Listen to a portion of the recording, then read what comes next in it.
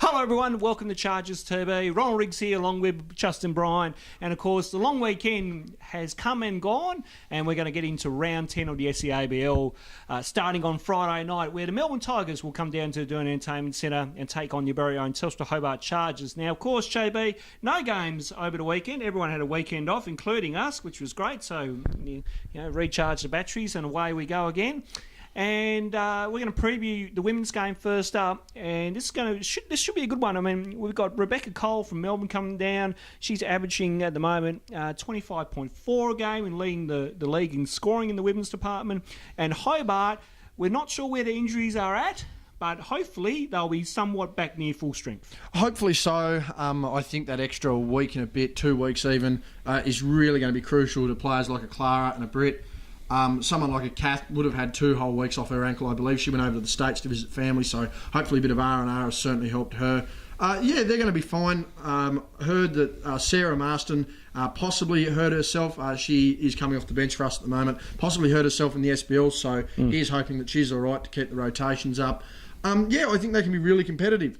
Hobart on the heels, on the back of, 2 tough losses, which they really should have got, which would have kept them in the 8, and Melbourne pretty much in the spot that Hobart should be in. So really even balanced teams. Players like Ashana scoring well, Kathleen doing her thing, Britt doing her thing as well. I think they're going to be all right. I think they can come back onto the winners list this week. And of course, that game is 6 o'clock at Doon Entertainment Centre on Friday night. We're just going to jump straight into the men's game now. And of course, Melbourne had some changes over the off-season. Andrew Gazer's not with the team anymore. He's coaching back in the under-18s and the youth league there. Bringing some new players, new coaches, etc. Hobart are looking pretty good at the moment. Like Zach mentioned, as we previously mentioned in our last show, Zach should be saying that should we be in the conversation around that top 4. We are sitting 4th on the ladder at the moment, but Melbourne are coming in with some confidence though. They're currently 6th. And, of course, they've got the leading scorer in the league at the moment with Tom Wilson averaging 26.2, but not too far behind is Trey Nichols averaging 25.9. Absolutely. I think Trey's been the standout player in the league this year. For me, probably the MVP of the league. He's proven to be more than crucial, particularly with the current injury status of Matthew Yang. He's really taken over the scoring and really proven why he brought him into this squad. Had some conversations with some different people over the break who are closely connected to the Seaball and some Seaball clubs, and they're very confident that Hobart and the top 4 that are set now are the 4 teams. So Hobart's definitely in that conversation for a lot of people around this league. Wilson having a great month. I think he just got nominated as Player of the Month in the Seaball. So he's having a terrific season so far. Completely different Tigers team to last year, as many people now know. Drewy not being there. They were certainly more of a development squad last year, and they've certainly developed in 12 months, don't get us wrong. But they're certainly on the heels, and they're certainly a contender. Hell of a game if Wills and Trey are going to go back and forth. Zach stepping up, doing his thing. Craig proving why he is the engineer and really crafting the offense around him and other players. This is going to be a hell of a game. Absolutely, it's going to be a hell of a game, JB. That game is 8 o'clock tip-off on Friday night. Craig Moller will be coming back from China. He'll be straight off the plane and pretty much straight on the deck floor when we take on Melbourne. And Craig's had some limited court time in the China series, but JB, we might as well get some thoughts. You've obviously watched the 3-game series as I did. What do you think of Craig's limited court time, but his opportunities when he got on there from coach Andre Lamanis? Well, I think he's showing why he is one of the bright future stars of the NBL. Again, limited minutes, so it's very hard to tell what sort of an overall impact he could be having in full minutes. But I think it's evident to anyone who's watched the Seaball this year, anyone who watched Melbourne's championship run, and again, what he's done in these limited minutes, as to why he is an absolute bona fide star of not only the NBL, but basketball all around this country. Again, rebounding, that's crucial. His defence, that's crucial. I think he's played probably more of a defensive role on this team coming off the bench, where he's probably relied a bit more to score and really create energy for Melbourne and certainly Hobart. But no, definitely some positive signs. Definitely good to see that he's still, getting the fresh legs of that high competition. Can only be of benefit to the team when he returns this Friday night. Absolutely, JB. We'll take a break and we'll come back with more right after this. Whatsoever. 3 points the difference. Whiteside, outside to 3, puts it up, puts it in, and it's level again with 15 seconds of play remaining. And welcome back. Now, we're at, of course, mid-season break, and we've decided to kind of give our own mid-season awards here, JB. So let's start off with who we think at the moment might be Defensive Player of the Year. In the women's, it's tough. Kathleen, again, she won it last year. You'd have to suggest she's going to be the outright leader. But someone like a Brit Smart's really played some real tense and really tight on-ball defence. So, you know, the only thing that sort of hurts is how do you look at someone who's got high steal numbers against someone who's got high block numbers. Both of the same value. I think it's a tussle between those two. Probably Kathleen in the women's. In the men's, I don't even think it's a question about who the best defensive player in the league is. At the moment, it's got to be Zach White. Zach's won more basketball games on the defensive end than a lot of players who are prominent scorers in this league have won on the offensive end. And to me, that's of really, really salient and high value.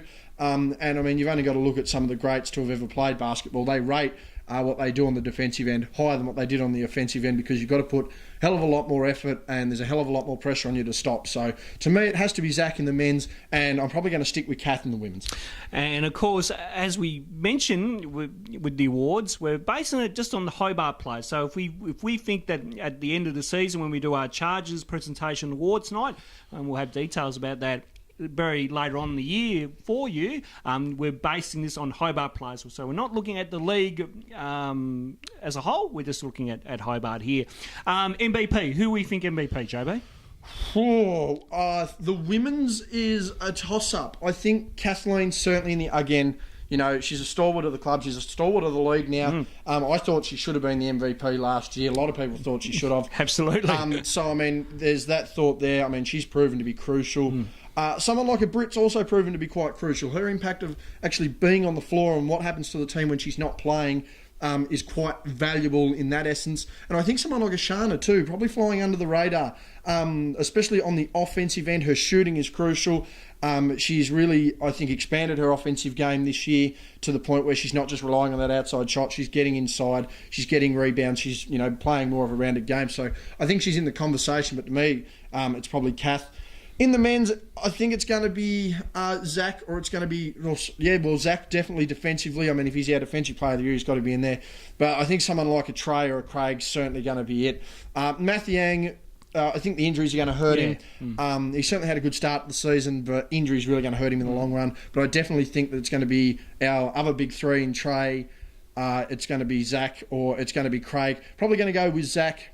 He's been a perennial Siebel Team of the Week player. I don't see why that form's going to drop, and I think he'll take out the team MVP for the men. Big call there from JB. Let's go to Most Improved. So our third and final award here that we're going to give out, Most Improved. Who do we think? Most Improved sort of hard. When you look at the core that is the men's side, their first 5 or 6, they're doing really well. I think Terry's really stood up. A veteran of the league. So, you know, there's no reason to say he doesn't have the experience. But I think the pressure that was put on him during the end of last year and in the pre-season by Stewie has really, really bit him in the bum. And he's really lifted his game. I mean, this is a guy right now that if he wants to come out, no matter where he's playing, he's a 15, 20 point per game guy. He's a good defender. And that's something that Coach Stewart has pointed out throughout the season, just how crucial Terry has been for the men. I think someone like a Lockie Boucher certainly probably in contention. Maybe even a Cam Brown too, certainly in the argument. But I think them coming off the bench with some limited minutes probably hurts their production. As far as the women's, I'd probably have to say Shana. Her ability to have now stepped up and taken that extra, almost the second scoring option on that women's team, phenomenal for someone who's, you know, only just about to turn 18 years old. So bright future ahead, and Terry really proving why he's valuable for the men. Okay, let's put a crystal ball in front of you and let's predict where Hobart in the men's and women's will finish at the end of round 15. The end of round 15, I do see the men sticking in the 4. It's going to be awfully tough for them to move higher than 4, but I also don't see them falling any lower than 4. I think if we can get another few games under our belt, we've proven that we can probably beat Kilsyth when we're, you know, fully fit. Again, the squad was only together for, 24 hours before the game. So, yeah, I can possibly see them moving to as high as second. Second would get us some home finals, and honestly, if we get them home finals, I think it'd almost be, not going to call it early, but I mean, it'd nearly be a wrap as far as us getting to maybe even the whole Siebel Championship round. The women, the injuries are the major concern, and keeping fit is the major concern.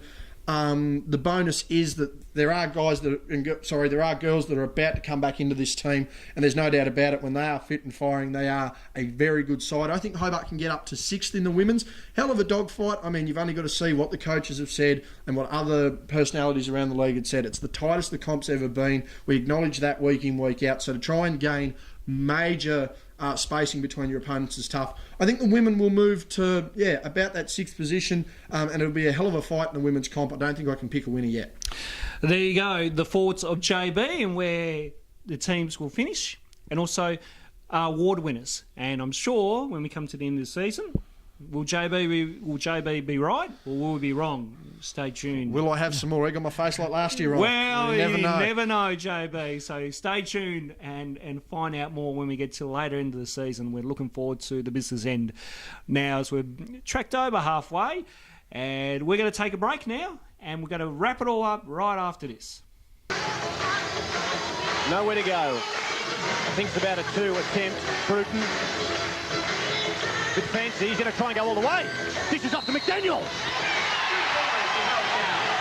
And welcome back. Don't forget to follow us on all of our social media platforms to keep up to date with all the goings on here at the Telstra Hobart Chargers. You can like us on Facebook, you can follow us on Twitter, you can follow us on Instagram, or you can subscribe to our YouTube channel.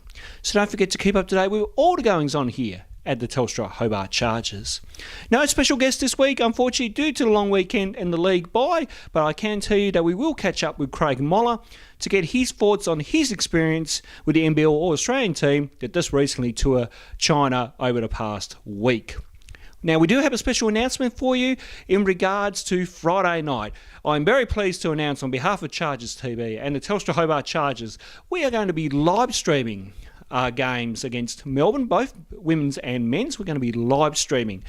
So please keep an eye out for either links or our Facebook page for further so keep an eye on our Facebook page for further details in regards to the live stream. But we can happily report that we've got the all clear and we're really looking forward to Friday night.